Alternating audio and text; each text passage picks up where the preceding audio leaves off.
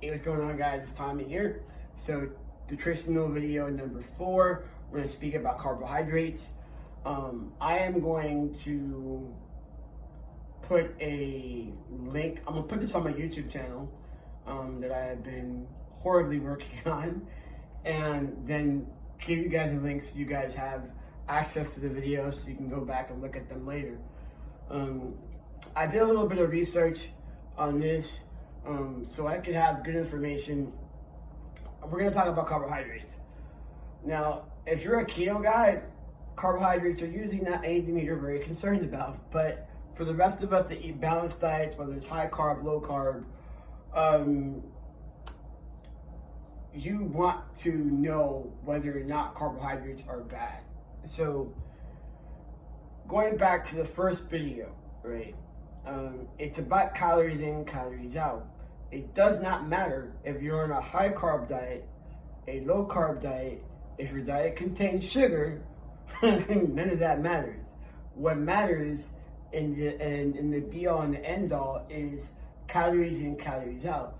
So if you have a high protein diet with enough fiber in it, right, and you have a little bit of sugar in your diet, it's not going to cause this huge influx of calories, right? So you're not going to necessarily gain fat.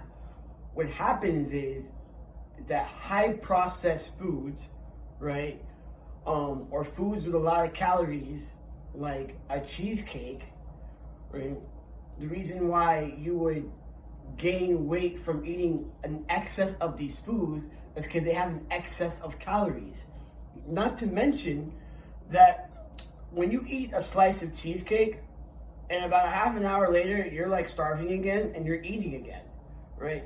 So it's not that necessarily these foods are bad, it's that they don't cause satiety and you're eating again, and therefore it's easier for you to have an excess of calories. All right.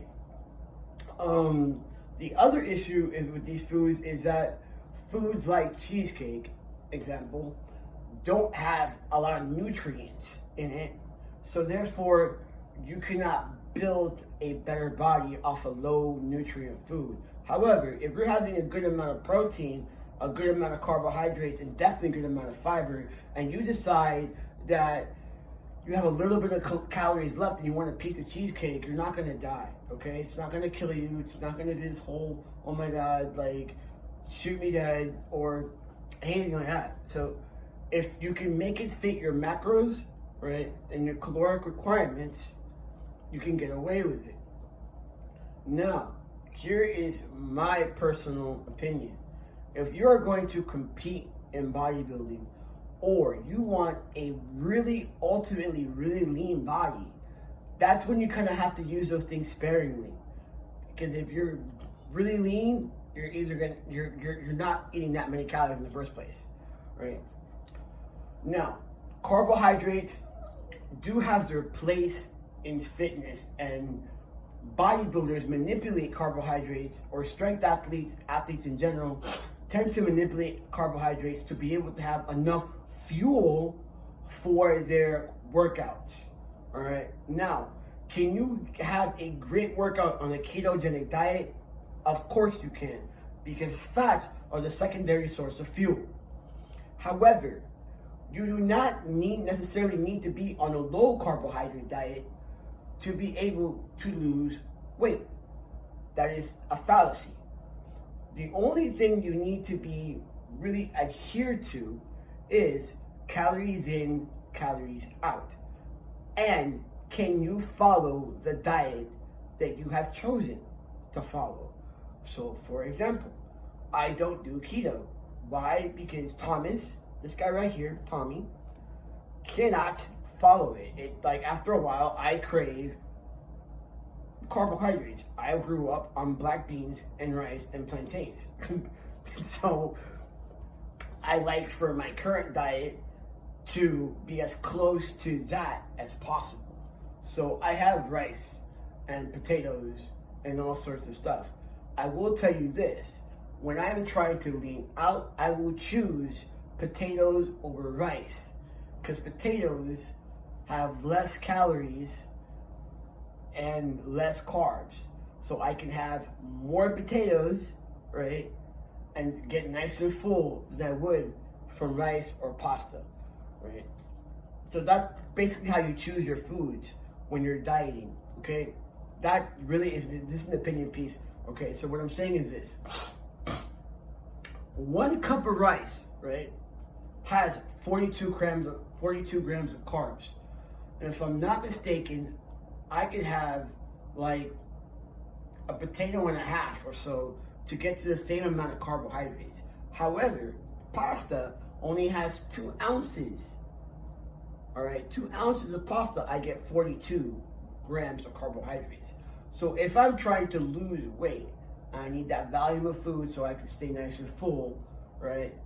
Pasta would be the thing I would stay away from, okay? Potatoes would be my best bet, and then, of course, rice would be my second choice, right? If I'm trying to lean out. However, if I was trying to gain weight, pasta would be my better choice because I could have less of it and get more bang for my buck, leaving me more room, right, for me to eat more throughout my day. So when you're approaching your diet, don't necessarily approach it with, oh, carbs are bad for me, or this is horrible for me, or da da da. Approach it in a way as, I weigh XYZ, I need to have this many calories per day. What foods can I eat that I like, that I could stick to, that help me eat this many calories a day? Right? So instead of being like, oh, I cannot eat a freaking piece of chocolate cake, right? Be like, okay, I know that I have 2,000 calories today. All right, cool. And if I eat a piece of cheesecake or whatever, the chocolate cake, it's going to be 250 calories for a slice of chocolate cake. That means I have to eat about 1,800 calories in good food, right, so that I can have my piece of chocolate cake today. You have to make it work for you because it has to be sustainable in the long term. All right. If it's not sustainable to you, you're not going to be able to do it, and then you're going to end up in square one. All right. Weight loss is really calories in, calories out. Hope that's a good tidbit for you guys today. If you have any questions, go ahead and leave them in the comments below, and see you to the next video.